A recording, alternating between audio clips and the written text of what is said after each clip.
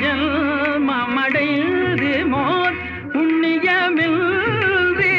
விலங்குகள் போல் காமமும் கோபமும் உள்ளம் நிரம்பவேன் காமமும் கோபமும் உள்ளம் நிரம்பவேன் காலமும் செல்ல மடில்